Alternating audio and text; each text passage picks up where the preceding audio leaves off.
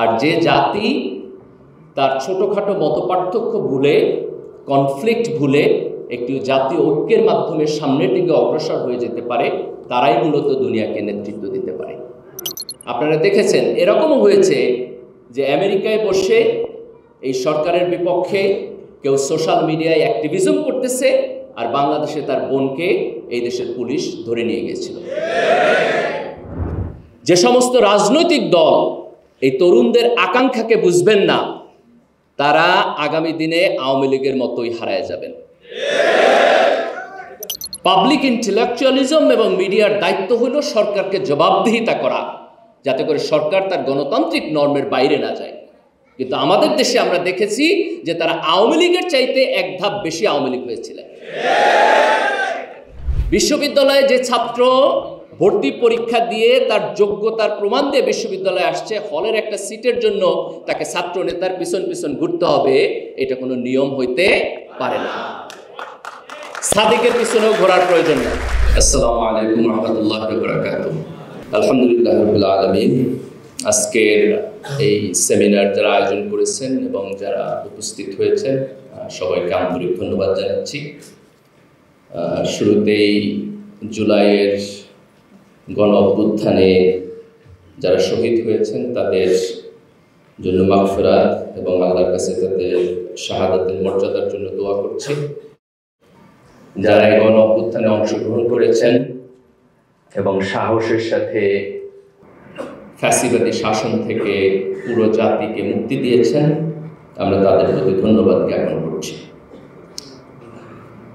আজকে আমাদের যেটি প্রয়োজন সেটি হলো এই গণ অভ্যুত্থানের চেতনাকে ধারণ করে এমন একটি বাংলাদেশ বিনির্মাণ করা যেটি এদেশের সকল মানুষের হবে। বিগত 16 বছরের ফ্যাসিবাদী শাসনে আমাদের অনেকেরই অভিজ্ঞতা আছে যে আমরা এই সমাজে নির্যাতিত হয়েছি, অপরায়ণ আদারাইজেশন করা তার ভিকটিম হয়েছি। আমাদের নাগরিক অধিকার আমরা পাই নাই। আজকে আমরা এমন একটি বাংলাদেশ সবাইকে নিয়ে করতে চাই যাতে করে এই বাংলাদেশে আর কেউ এইভাবে ফ্যাসিবাদের ভিকটিম হয়ে না ওঠে। 1939 সালে দ্বিতীয় বিশ্বযুদ্ধ শুরু হয় এবং 1945 সালে এই বিশ্বযুদ্ধ শেষ হয়। এই বিশ্বযুদ্ধের পরাজিত শক্তির মধ্যে ছিল জার্মানি, জাপান এবং ইটালি। তো জার্মানি আজকে ইউরোপীয় ইউনিয়নের একটি অন্যতম বড় শক্তি, ইউরোপের শক্তিশালী এবং অর্থনৈতিকভাবে উন্নত দেশের একজন। জাপান এশিয়ার মধ্যে অন্যতম শক্তিশালী অর্থনৈতিক দেশ। তো আমরা যদি জার্মানির ইতিহাসের দিকে তাকাই তাহলে সেখানে আমাদের জন্য শিক্ষা আছে যে কিভাবে একটি দেশ একটি বিশ্বযুদ্ধে পরাজিত হওয়ার পরে তাদের জাতীয় ঐক্যের মাধ্যমে তাদের অর্থনীতিকে রিকনস্ট্রাকশন করে আবার দুনিয়ার নেতৃত্বে আসতে পারে। 1945 সালে যখন দ্বিতীয় বিশ্বযুদ্ধ শেষ হয় তখন জার্মানির একটি অংশ নিয়ন্ত্রণ করত আমেরিকা, একটি অংশ নিয়ন্ত্রণ করত সোভিয়েত রাশিয়া, একটি অংশ নিয়ন্ত্রণ করত ইউকে, একটি অংশ নিয়ন্ত্রণ করত ফ্রান্স। পরবর্তীতে জার্মানি ইস্ট জার্মানি এবং ওয়েস্ট জার্মানি এই দুই ভাগে ভাগ হয়। ইস্ট জার্মানি সোভিয়েত রাশিয়াপন্থী ছিল। আমরা ছোটবেলায় যখন বিশ্বকাপ ফুটবল দেখতাম 86-তে 90-এ, আর্জেন্টিনার সাথে পশ্চিম জার্মানি খেলতো। ইস্ট জার্মানি কখনো খেলাধুলায় ভালো ছিল না, পশ্চিম জার্মানি খেলতো। পূর্ব জার্মানি এবং পশ্চিম জার্মানির মধ্যে বৈরিতা এতখানি ছিল যে 1961 সালে তাদের মধ্যে বার্লিন ওয়াল, তারা ওয়াল তুলে দেয়। যখন সোভিয়েত রাশিয়া দুর্বল হয় 1989-এর দিকে তার পতন হয় এবং বার্লিন ওয়ালের পতন। 90-এ দুই জার্মানি একত্রীভূত হয় এবং এই 45 থেকে 90-এর মধ্যে দুই জার্মানিতেই তারা এক ধরনের অর্থনৈতিক উন্নয়নের দিকে যায়, নিজেদেরকে রিকনস্ট্রাকশনের দিকে যায় এবং তার ফলশ্রুতিতে তারা আবার পৃথিবীর নেতৃত্বে আসে। ইউরোপের দেশের মধ্যে জার্মানি সায়েন্স টেকনোলজিতে সকল কিছুতে অনেক বেশি উন্নত। এবার আমরা একটা কন্ট্রাস্টিং উদাহরণ দেখি আমাদের খুব কাছের দেশ আফগানিস্তান। 1979 সালে আফগানিস্তানে সোভিয়েত রাশিয়া ইনভেড করে। তখন আফগানিস্তানের যে সরকার ছিল সেই সরকারকে হেল্প করার জন্য রাশিয়া সেখানে ইনভেড করে। তো রাশিয়া ইনভেড করার পরে আফগানিস্তানে রাশিয়ান আগ্রাসনের বিপক্ষে সংগ্রাম শুরু হয়, মুজাহিদদের সংগ্রাম শুরু হয়, এবং এই সংগ্রামে আমেরিকা এবং পাকিস্তান তাদেরকে সহায়তা করে। তো তারা যখন আমেরিকার পক্ষের ছিল তখন তারা ছিল স্বাধীনতা সংগ্রামী, আর আপনি যখন আমেরিকার বিপক্ষে চলে যাবেন তখন তারা বলবে টেরোরিস্ট। বাংলাদেশে আপনি যদি তাদের পক্ষে হন তাহলে আপনি মুক্তিযুদ্ধের শক্তি, আর যদি বিপক্ষে থাকেন তাহলে আপনি রাজাকার। তো এটা পুরাতন গেম। কিন্তু এখানে ইন্টারেস্টিং পয়েন্ট হলো 1989 সালে সোভিয়েত রাশিয়ার আগ্রাসনের বিপক্ষে যারা যুদ্ধ করতেছিল তারা বিজয় লাভ করে। কিন্তু আফগানিস্তান যেটি করতে ব্যর্থ হয় সেটি হলো যে রাশিয়ান আগ্রাসনের সমাপ্তিকরণের পরে একটি জাতীয় ঐক্যের মাধ্যমে তাদের দেশকে রিবিল্ড করা, এই কাজে তারা ব্যর্থ হয়। যারা ওয়ারলর্ড ছিল, যারা যুদ্ধে অংশগ্রহণ করছে, তারা একজন আর একজনের সাথে ইনফাইটে জড়িয়ে পড়ে, 2-3টা গ্রুপ হয়। এই আভ্যন্তরীণ যুদ্ধ চলার মধ্য দিয়ে তারপরে এক সময় সেখানে তালেবান সরকার আসে, তারপরে আমেরিকান আগ্রাসন হয়। কিন্তু আমরা জার্মানিতে যে ইতিহাস দেখেছি, যে অর্থনৈতিক ডেভেলপমেন্টের ইতিহাস দেখেছি, তার জাতিকে রিকনস্ট্রাকশনের ইতিহাস দেখেছি, সেই ইতিহাস আমরা আফগানিস্তানে দেখি নাই। এই যে তারা জাতীয় ঐক্য তৈরি করতে পারল না, তার ফলশ্রুতি হলো যে আপনি অর্থনৈতিক প্যারামিটারে পিছিয়ে থাকবেন। আর যে জাতি তার ছোটোখাটো মতপার্থক্য ভুলে, কনফ্লিক্ট ভুলে একটি জাতীয় ঐক্যের মাধ্যমে সামনের দিকে অগ্রসর হয়ে যেতে পারে, তারাই মূলত দুনিয়াকে নেতৃত্ব দিতে পারে। আজকে দেখেন আমাদের এশিয়ার মধ্যে সিঙ্গাপুর এবং মালয়েশিয়া অর্থনৈতিকভাবে উন্নত দেশ।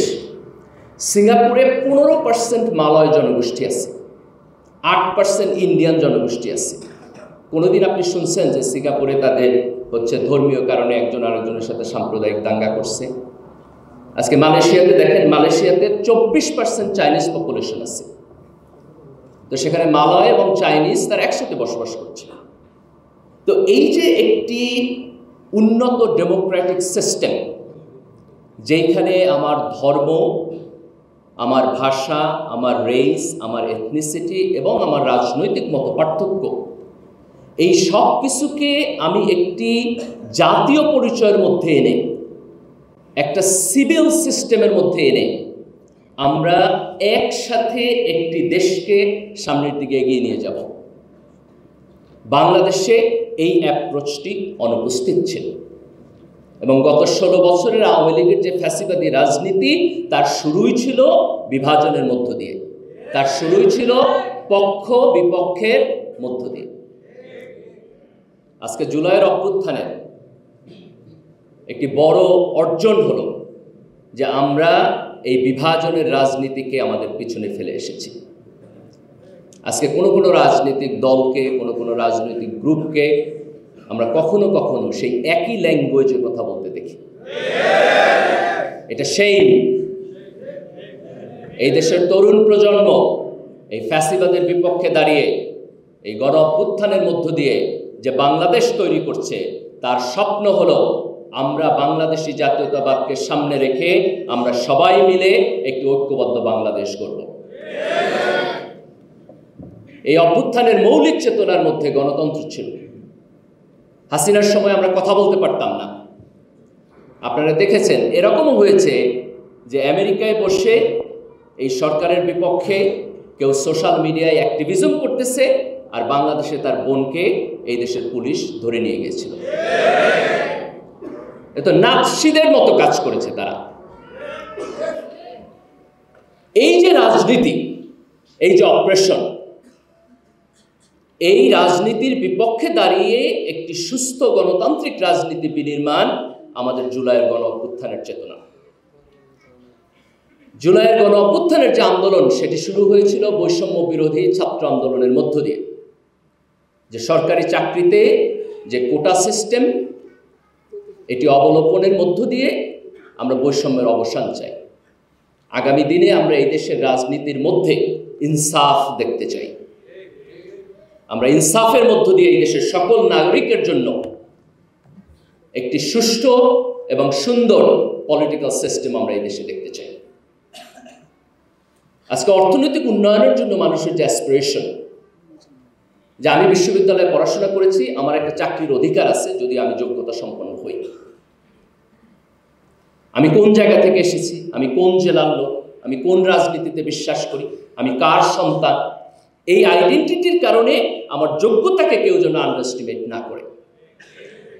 এই অর্থনৈতিক অ্যাসপিরেশন তো আমাদের 1971 সালেও ছিল না? 70-এর নির্বাচনে এই দেশের মানুষ ভোট দিয়েছে।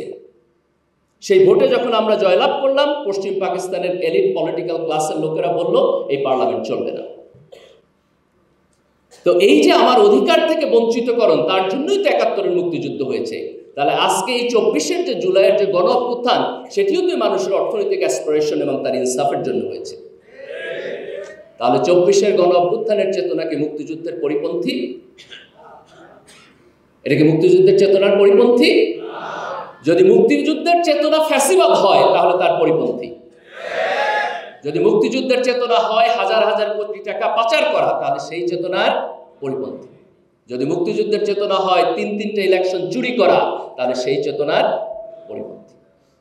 আজকে আমাদের দেশের যে এলিট আরবান ক্লাস, হাসিনার ফ্যাসিজম তো হাসিনা একলা করে নাই। এই দেশের এলিট আরবান ক্লাস তাকে আনকন্ডিশনাল সাপোর্ট দিচ্ছে।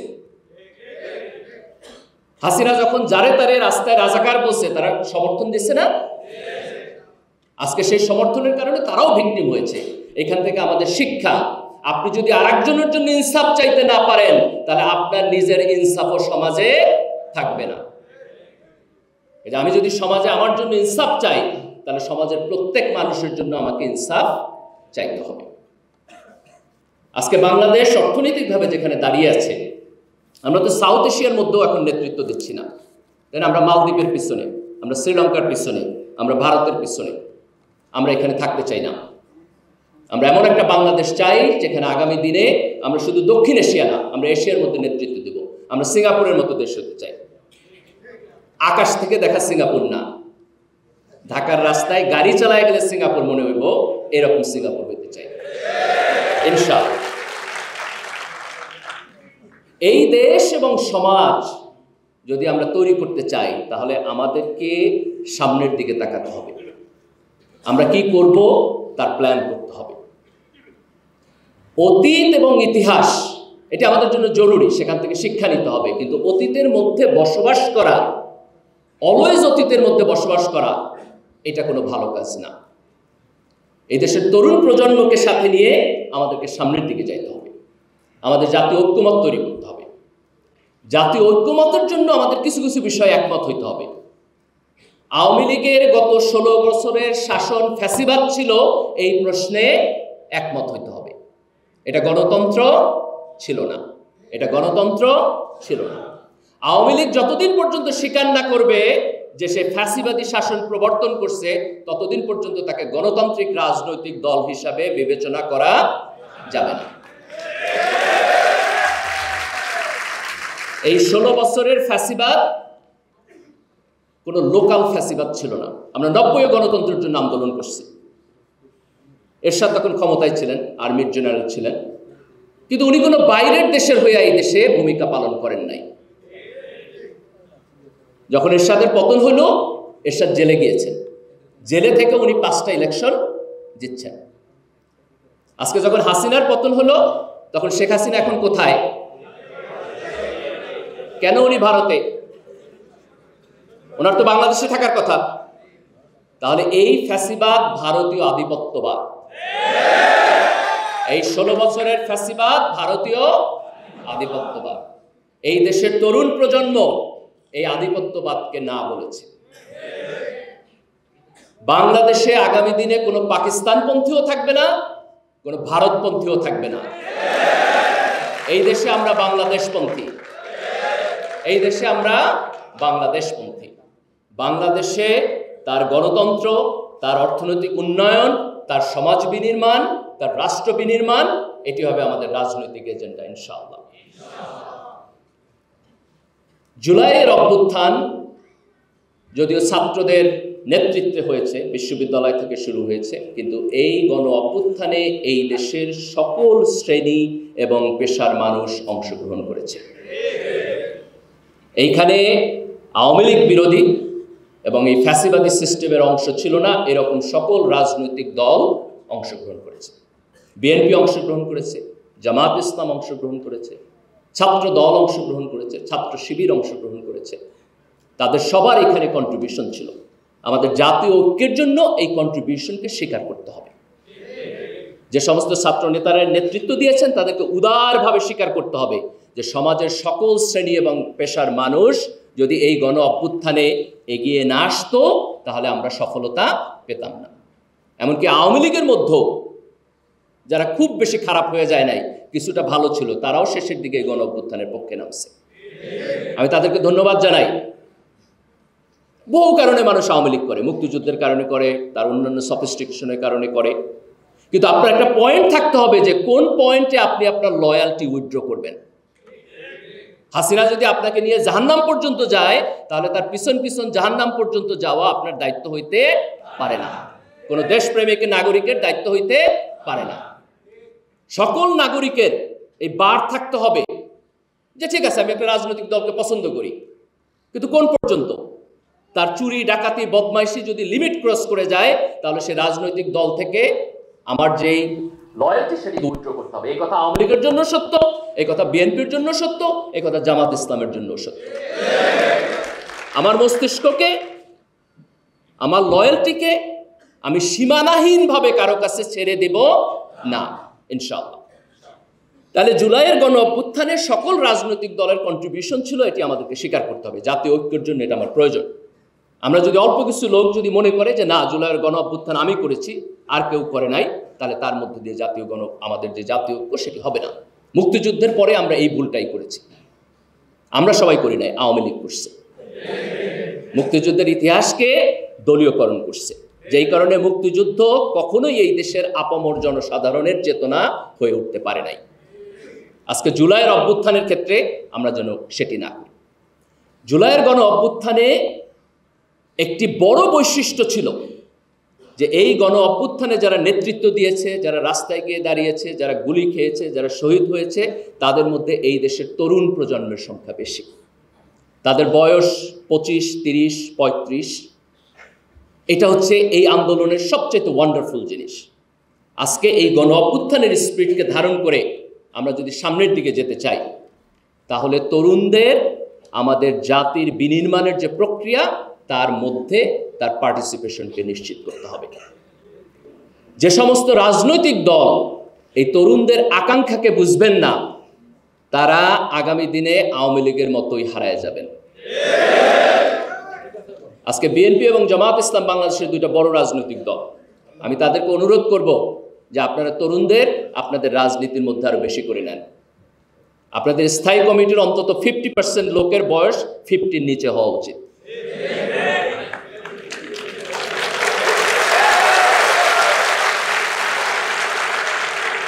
যাদের জীবন মোটামুটি রিটায়ারমেন্টে চলে গেছে তাদের হাতে জাতির আগামী 50 বছরের ভবিষ্যৎ দিলে জাতির উন্নতি হবে।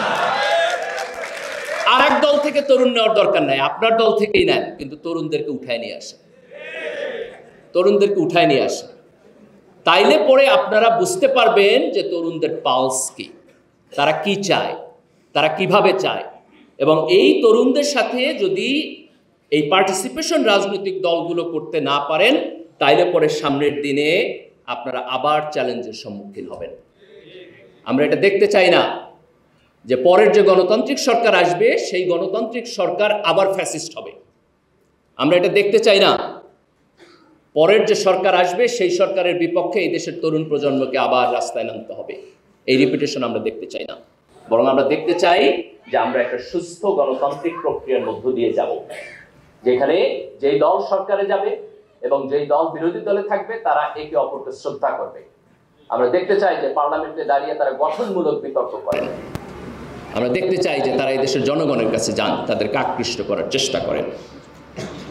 প্রিয় ভাইরা, জুলাইয়ের গণ অভ্যুত্থানের এই ঐক্য যদি আমরা তৈরি করতে পারি তারপরে আমাদের কাজ হচ্ছে এই গণ অভ্যুত্থানের চেতনাকে সংরক্ষণ করা, ধারণ করা এবং আগামী প্রজন্মকে এই চেতনার মধ্য দিয়ে বড় করা। আজকে জন্য খুব গুরুত্বপূর্ণ একটা কাজ হচ্ছে জুলাই অভ্যুত্থানের সাথে রিলেটেড সকল কিছুকে ডিজিটাল আর্কাইভিং এর মাধ্যমে সংরক্ষণ করা। এটা সরকারকে উদ্যোগ নিতে হবে অতি দ্রুত। মুক্তিযুদ্ধের ইতিহাস নিয়ে যে বিতর্ক আছে, আমরা চাই না যে জুলাইয়ের গণ অভ্যুত্থানের ইতিহাস নিয়ে একই বিতর্কের সূচনা হয়। আমরা চাই আমরা যেন ক্লিয়ারলি বুঝি যে এখানে কি হয়েছে, আগামী দিনের তরুণ প্রজন্ম যেন জানে এই ইতিহাস। আমাদের শিক্ষা ব্যবস্থায় জুলাইয়ের গণ অভ্যুত্থানের গল্প আসতে হবে, আমাদের বইয়ে জুলাইয়ের গণ অভ্যুত্থানের গল্প আসতে হবে, আমাদের ছাত্রদের ক্লাসরুমে জুলাইয়ের গণ অভ্যুত্থানের গল্প আসতে হবে, আমাদের মিডিয়ায় জুলাইয়ের গণ অভ্যুত্থানের গল্প আসতে হবে। আমরা অত্যন্ত দুঃখজনকভাবে দেখেছি যে আওয়ামী লীগের এই যে ফ্যাসিবাদের বয়ান, যেটার মধ্য দিয়ে তারা তৈরি করেছে, অনেক মিডিয়া তাদের এই ফ্যাসিবাদের বয়ানকে শক্তিশালী করার জন্য কাজ করেছে। It's a shame. Public intellectualism এবং মিডিয়ার দায়িত্ব হলো সরকারকে জবাবদিহিতা করা, যাতে করে সরকার তার গণতান্ত্রিক নর্মের বাইরে না যায়। কিন্তু আমাদের দেশে আমরা দেখেছি যে তারা আওয়ামী লীগের চাইতে এক ধাপ বেশি আওয়ামী লীগ হয়েছিলেন, এবং এই লিস্টে আমাদের বিশ্ববিদ্যালয়ের শিক্ষকরাও বাদ পড়েন নাই অনেকে। It's a shame. আমাদের আলেমদের অনেকেও বাদ পড়েন নাই। তো একটা জাতির শিক্ষক, আলেম, মিডিয়া, পাবলিক ইন্টেলেকচুয়াল সবাই যদি করাপ্ট হয়ে যায়, তাহলে তো সে জাতি উন্নতি হবে না। তাহলে আগামী দিনে আমরা চাই যে আমাদের সিভিল সোসাইটি, আমাদের মিডিয়া, আমাদের ইন্টেলেকচুয়াল, তারা সবাই এই জুলাইয়ের গণ অভ্যুত্থানের যেই স্পিরিট সেটিকে ধারণ করবেন। আমাদের ছাত্র রাজনীতির মডিফিকেশন দরকার। ছাত্রলীগ যেই রাজনীতি বিশ্ববিদ্যালয় ক্যাম্পাসে করেছে, ছাত্র রাজনীতি যদি সেই জায়গায় থাকে, তাহলে এই ছাত্র রাজনীতি ক্যাম্পাসে থাকার কোনো প্রয়োজন নাই। যদি আমি নিজেও ছাত্র রাজনীতি করে এসেছি, কিন্তু আমি ব্যক্তিগতভাবে ছাত্র রাজনীতি নিষিদ্ধের পক্ষে। বিশ্ববিদ্যালয় ক্যাম্পাসে ছাত্র রাজনীতির যে ফর্ম আমাদের দেশে আছে, এই ছাত্র রাজনীতি আমাদের কোনো উপকার করে না। যদি ছাত্র রাজনীতি থাকে, তাহলে সেই ছাত্র রাজনীতিকে যথেষ্ট পরিমাণ পরিবর্তিত হতে হবে। আমি শুধু ছাত্র শিবিরকে ইন্ডিকেট করতেছি না, ছাত্র শিবির অনেক ভালো রাজনীতি করে, কিন্তু আমি যখন ছাত্র রাজনীতির কথা বলবো, that should be the system. Chhatra League, ছাত্র দল, ছাত্র শিবির সহ যারা বিশ্ববিদ্যালয়ে আছে, তাদের সবার মিলে যে সিস্টেম, সেই সিস্টেম এই দেশের সাধারণ ছাত্রদের জন্য কমফোর্টেবল হতে হবে। একজন বিশ্ববিদ্যালয়ের ছাত্র বিশ্ববিদ্যালয়ে পড়তে যাচ্ছে, আপনি তাকে ফিজিক্যালি টর্চার করতেছেন, এইটা কোনো সভ্যতার সীমানার মধ্যে পড়তে পারে না। বিশ্ববিদ্যালয়ের একজন ছাত্রকে গেস্ট রুমে নিয়ে র‍্যাগ দেওয়া হবে, টর্চার করা হবে, এটা অসভ্যতা, এটা অসভ্যতা। বিশ্ববিদ্যালয়ে যে ছাত্র ভর্তি পরীক্ষা দিয়ে তার যোগ্যতার প্রমাণ দিয়ে বিশ্ববিদ্যালয়ে আসছে, হলের একটা সিটের জন্য তাকে ছাত্র নেতার পিছন পিছন ঘুরতে হবে, এটা কোনো নিয়ম হইতে পারে না। সাদিকের পিছনেও ঘোরার প্রয়োজন নেই। আমরা ছাত্র শিবিরকে এই পর্যায়ে কখনোই দেখতে চাই না। আমরা বাংলাদেশের কোনো ছাত্র সংগঠনকে এই পর্যায়ে দেখতে চাই না। এই দেশের বিশ্ববিদ্যালয় ক্যাম্পাসকে, শিক্ষাঙ্গনকে সাধারণ ছাত্রদের জন্য মর্যাদাপূর্ণ অবস্থানে রাখতে গিয়ে যদি ছাত্র শিবিরের রাজনৈতিক কর্মসূচিতে ছাড় দিতে হয়, টার্গেটে ছাড় দিতে হয়, তাহলে আমরা সেই ছাড় দেওয়ার পক্ষে।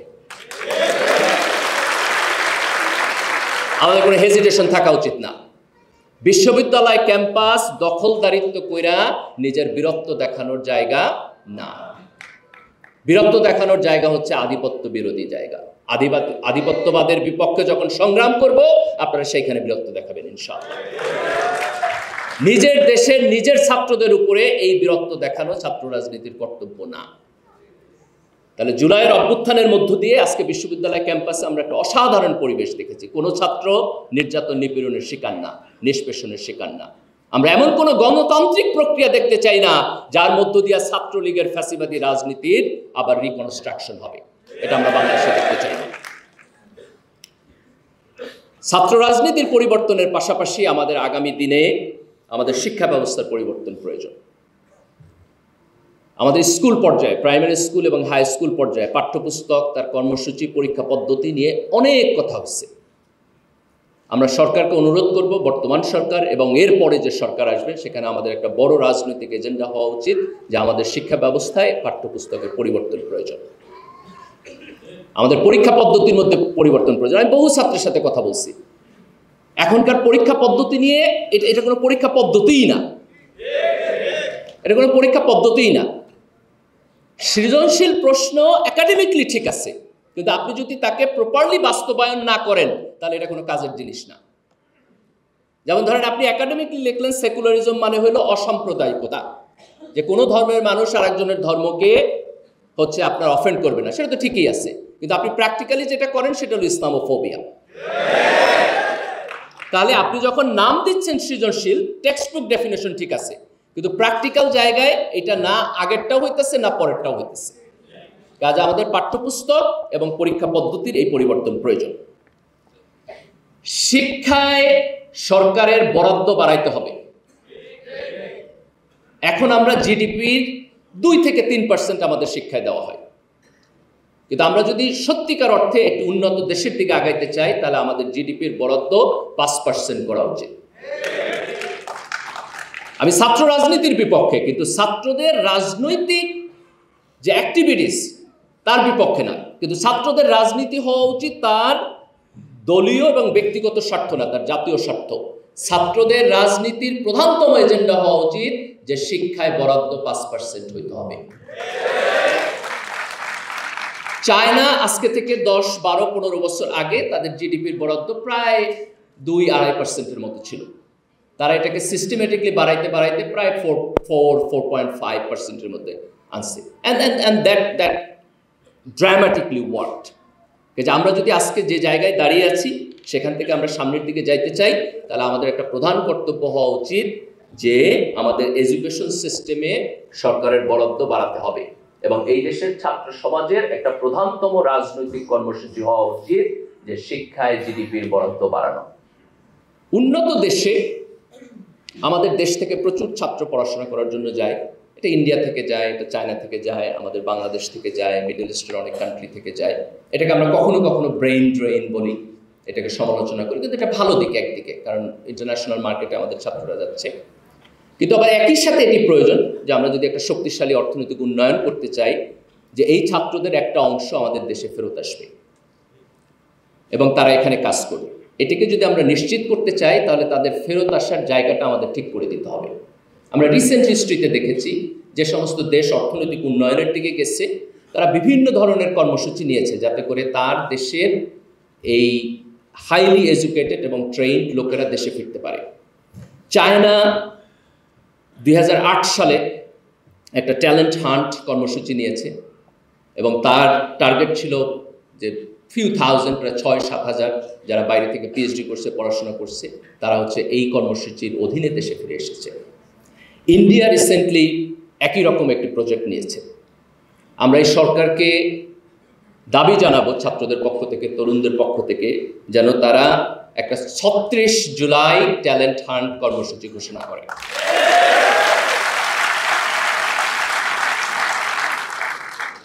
যারা আওয়ামী লীগের সময়ে রেজাল্ট ভালো করছে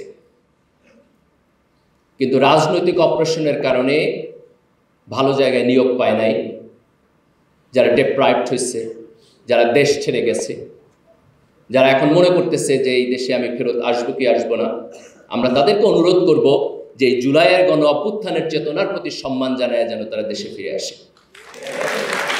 আর সরকারকে আমরা অনুরোধ করব তারা যেন তাদেরকে ফেরত আনার জন্য একটা ট্যালেন্ট হান্ট কর্মসূচি তারা শুরু করে। আমরা যদি আমাদের দেশের মেধাবী সন্তানদেরকে তাদের যোগ্যতা অনুযায়ী সম্মান দিতে পারি এবং প্লেসমেন্ট দিতে পারি এবং দলের যেই দলীয় কনফ্লিক্ট সেটার বিয়ন্ডে উঠে জাতীয় স্বার্থকে সামনে রেখে আমরা তাদেরকে দেশপ্রেমে উদ্বুদ্ধ করতে পারি, তাইলেই পরে এই জাতীয় ঐক্যের মধ্য দিয়ে আমরা বাংলাদেশকে একটা শক্তিশালী রাষ্ট্র হিসেবে গড়ে তুলতে পারব। আমি সর্বশেষ তরুণ প্রজন্মকে অ্যাড্রেস করে কিছু বলতে চাই। এই জুলাইয়ের অভ্যুত্থানের মূল কারিগর হচ্ছে তারা। আমরা আশা করতেছি যে আমরা 1-2 বছরের মধ্যে বর্তমান সরকারের নেতৃত্বে যে সংস্কার কার্যক্রম হচ্ছে সেগুলো কমপ্লিট করে আমরা একটা গণতান্ত্রিক প্রক্রিয়ায় ফেরত যেতে পারব। এই গণতান্ত্রিক প্রক্রিয়ায় যদি সুষ্ঠু নির্বাচন হয়, তাইলে পরে আমাদের যেটি দায়িত্ব সেটি হচ্ছে সৎ এবং যোগ্য ব্যক্তিকে অ্যাসেস করে তাকে ভোট দেওয়া। গণতন্ত্র একটা ভালো সিস্টেম, কিন্তু এই সিস্টেমের মধ্যে নাগরিকদের সংখ্যাগরিষ্ঠ অংশ যদি সঠিক বিবেচনায় সঠিকভাবে তার ভোটিং পাওয়ার এক্সারসাইজ না করে, তাহলে গণতন্ত্রের মধ্য দিয়ে ভালো লোক নির্বাচিত হয়ে সংসদে যাবে না। তো আমরা যদি চাই যে আমাদের গণতন্ত্র শক্তিশালী হোক, তাহলে আমাদের রাজনৈতিক দলকে শক্তিশালী করতে হবে, রাজনৈতিক দলের মধ্যে ভালো রাজনীতিবিদ থাকতে হবে, এবং ভোটিংয়ের সময় জনগণের দায়িত্ব হইল তুলনামূলকভাবে ভালো লোককে ভোট দিয়ে সংসদে পাঠানো। আমি তরুণ প্রজন্মের কাছে অনুরোধ করব যে দলীয় লয়ালটি থেকে ভোট দেওয়ার যে কালচার, আপনারা এটি থেকে বের হয়ে আসেন। মার্কা দেখে ভোট দেওয়ার যে কালচার, আমরা যেন এটি থেকে বের হয়ে আসতে পারি। ব্যক্তিকে দেখে আপনি ভোট দেন।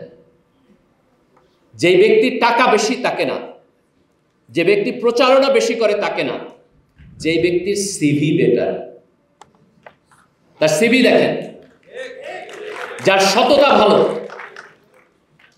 যে যেটা বলে সেটা মিন করে, যার অর্থনৈতিক অসততা নাই। আমরা যদি তুলনামূলকভাবে সৎ এবং যোগ্য ব্যক্তিকে আইডেন্টিফাই করে তাকে ভোট দেই এবং এই প্যাটার্ন যদি শুরু হয়, তাহলে যারা সৎ এবং যোগ্য ব্যক্তি তারাও রাজনীতিতে আসতে চাইবে সকল দলের ক্ষেত্রে। এবং তুলনামূলকভাবে সকল রাজনৈতিক দলের মধ্যে যদি তারুণ্যের পরিমাণ বাড়ে, সততার পরিমাণ বাড়ে, যোগ্যতা সম্পন্ন লোকের সংখ্যা বাড়ে এবং ভালো লোকরা যদি জনগণের ভোট পায়, তাহলে আমরা রাজনীতির একটা গুণগত পরিবর্তন পাবো ইনশাআল্লাহ। দ্বিতীয় হচ্ছে বিপ্লবে ফ্যাসিবাদের বিপক্ষে, আধিপত্যবাদের বিপক্ষে আমাদেরকে রাস্তায় নামতে হবে, এটি সত্য। কিন্তু একই সাথে আমাদেরকে পড়াশোনার টেবিলেও ফিরতে হবে। দিনের শেষে আমরা যদি আমাদের যোগ্যতাকে না বাড়াই, আমরা যদি কম্পিটেন্ট হয়ে না উঠি, তাহলে আমরা সারা দুনিয়ার এখন যে কম্পিটিটিভ ওয়ার্ল্ড, সেখানে আমরা পিছিয়ে পড়ব। আমরা ভারতীয় আধিপত্যবাদের কথা বলি, কিন্তু আমরা যদি ভারতের চাইতে অধিক যোগ্যতা সম্পন্ন না হইতে পারি, তাহলে কোনো না কোনোভাবে তাদের আধিপত্যবাদ আমাদের দেশে এফেক্টিভ হবে। দ্য অনলি ওয়ে আমরা যদি এটাকে কমব্যাট করতে চাই, তাহলে আমাদের যে তরুণ প্রজন্ম, তাদেরকে এফেক্টিভ ম্যান পাওয়ারে পরিণত করতে হবে। কাজে তারুণ্যের একটা বড় কাজ হচ্ছে পড়াশোনার টেবিলে ফেরত যাওয়া, একটা বড় কাজ হচ্ছে তার যোগ্যতাকে বাড়ানো, একটা বড় কাজ হচ্ছে আজকের দুনিয়ায় যারা নেতৃত্ব দিচ্ছে তাদের সমপরিমাণ যোগ্যতা অথবা তাদের চাইতেও বেশি যোগ্যতা আমাদেরকে অর্জন করতে হবে। সোশ্যাল মিডিয়ার কিছু ভালো দিক আছে, আবার অ্যাট দ্য সেম টাইম এর কিছু খারাপ দিক আছে। মডার্নিটির কিছু ভালো দিক আছে, আবার অ্যাট দ্য সেম টাইম তার একটা খারাপ দিক আছে। একটা বড় খারাপ দিক হলো সোশ্যাল মিডিয়ার, যে মানুষ কতক্ষণ অ্যাটেনশন নিয়ে একটা জিনিস পড়তে পারে, এই স্প্যানটা ধীরে ধীরে কমে আসতেছে। আগে মানুষ লম্বা বই পড়ত, এখন মানুষ ফেসবুক পোস্ট করে, পোস্টের মধ্যে ছোট হইলে সেটা বেশি পড়ে, পড়ার চাইতে ভিডিও বেশি দেখে, এরপর ভিডিও আরো ছোট হয়ে রিল হইলে আরো বেশি দেখে। এই অভ্যাস দিয়া দুনিয়ার নেতৃত্ব দেওয়া যাবে না। একটা ভিডিও দেখার চাইতে একটা পোস্ট বেশি পড়েন, একটা পোস্ট পড়ার চাইতে একটা বই বেশি পড়েন। তাইলে পরে আমরা আমাদের যে যোগ্যতা সেটিকে বাড়িয়ে আমরা দুনিয়াকে নেতৃত্ব দিতে পারবো ইনশাআল্লাহ। আজকের দুনিয়ায় আমরা যে সমস্ত কনফ্লিক্টের মধ্যে বসবাস করি, তার মধ্যে একটা বড় কনফ্লিক্ট হলো যে আধুনিক মানুষ কিভাবে তার মোরাল আন্ডারস্ট্যান্ডিং অথবা এথিক্সকে নেভিগেট করবে। প্রি মডার্ন ওয়ার্ল্ডে মানুষের জন্য এটা খুব সহজ ছিল যে সকল মানুষ কোনো না কোনো ধর্মীয় আন্ডারস্ট্যান্ডিংয়ের মধ্যে বড় হয়েছে। কারণ আপনি আজকে থেকে 100 বছর আগে যদি যান, ইউরোপও আপনি কনজারভেটিভ ক্রিশ্চিয়ানিটি পাবেন। আমাদের এশিয়া এবং অন্যান্য দেশে আপনি কনজারভেটিভ মুসলিম প্র্যাকটিস পাবেন। কিন্তু আধুনিকতার মধ্যে মানুষ যখন আগানো শুরু করেছে, তখন সে বিভিন্নভাবে ধর্মকে চ্যালেঞ্জ করা শুরু করেছে। কিন্তু এই চ্যালেঞ্জের মধ্য দিয়ে সে এমন একটা জায়গায় আসছে যে তার মোরাল কনফ্লিক্ট অথবা মোরাল কোশ্চেন এটা রিজলভ হয় নাই, সেটার মধ্যে খাবি খাচ্ছে। তো আজকে আমাদের যেটা দায়িত্ব সেটি হচ্ছে যে আমাদের মোরাল আন্ডারস্ট্যান্ডিং এবং নৈতিকতার জন্য ওয়েস্টকে একসময় ধর্মের কাছে ফিরতে হবে এবং ইস্টকে তার ধর্মকে প্রিজার্ভ করতে হবে। এই যে আজকের যে তরুণ প্রজন্ম, আজকে বাংলাদেশে আমরা জুলাইয়ের অভ্যুত্থানের মধ্য দিয়ে যেখানে দাঁড়িয়ে আছি, আমাদের ধর্ম, আমাদের ইসলাম যেন আমাদের মোরাল আন্ডারস্ট্যান্ডিংয়ের সোর্স হয়ে উঠে এবং থাকে। এটা আমাদেরকে দ্ব্যর্থহীনভাবে বলতে হবে। কাজে আমরা যখন ইসলামী মূল্যবোধের কথা বলি, আমরা কিন্তু সাম্প্রদায়িকতার কথা বলি না, তাই না? দুই জিনিস। যেমন আমরা যখন ভারতীয় আধিপত্যবাদের বিরোধিতার কথা বলি, আমরা কিন্তু ভারতের বিরোধিতার কথা বলি না। ভারত আধিপত্যবাদ ছেড়ে দেখ, তাহলে তারা আমার বন্ধু। আমরা যখন আওয়ামী লীগের ফ্যাসিবাদের বিরোধিতা করি, আমরা কিন্তু আওয়ামী লীগের বিরোধিতা করি না। আওয়ামী লীগ যদি বাকশাল ছেড়ে দেয়, আওয়ামী লীগ যদি হাসিনার ফ্যাসিবাদ ছেড়ে দেয়, অথবা যারা বাকশাল করছে এবং যারা ফ্যাসিবাদ করছে তাদেরকে ছেড়ে দেয়, তাহলে আওয়ামী লীগকে আমাদের রাজনৈতিক ল্যান্ডস্কেপে আমাদের ওয়েলকাম জানাইতে কোনো প্রবলেম নাই। কিন্তু আপনি আবার বাকশাল নিয়ে আসবেন, আপনি আবার 16 বছরের ফ্যাসিবাদ নিয়ে আসবেন, আমার গণতান্ত্রিক স্পেসে তো তার জায়গা নেই। তো আজকে আমরা খুব স্পষ্টভাবে বলতে চাই যে আগামী দিনের বাংলাদেশ ইনশাআল্লাহ ইসলামী মূল্যবোধের বাংলাদেশ হবে। আগামী দিনের বাংলাদেশ ধর্মীয় মূল্যবোধের বাংলাদেশ হবে। আগামী দিনের বাংলাদেশ এই দেশের তরুণ প্রজন্মের বাংলাদেশ হবে। আগামী দিনের বাংলাদেশ আমাদের জাতীয় ঐক্যের বাংলাদেশ হবে। এই বাংলাদেশে পক্ষ বিপক্ষের বিভাজনের যে ফ্যাসিস্ট রাজনীতি, আমরা তাকে অতিক্রম করে এসেছি ইনশাআল্লাহ। আল্লাহ সুবহানাহু ওয়া তাআলা আমাদের তৌফিক দান করুক, যাতে করে আমরা এই গণ অভ্যুত্থানের যে চেতনা, যে স্পিরিট, তাকে ধারণ করতে পারি। যারা শহীদ হয়েছেন, যারা রক্ত দিয়েছেন, আমরা যেন তাদের প্রতি সুবিচার করতে পারি এবং আগামী দিনে আমরা যেন এই দেশের শিক্ষা, এই দেশের রাজনীতি, এই দেশের সংস্কৃতি সব কিছুকে আমরা বদলে দিতে পারি ইনশাআল্লাহ। আল্লাহ সুবহানাহু ওয়া তাআলা আমাদের সেই তৌফিক দান করুক। আমিন। আসসালামু আলাইকুম ওয়া রাহমাতুল্লাহি ওয়া বারাকাতুহু।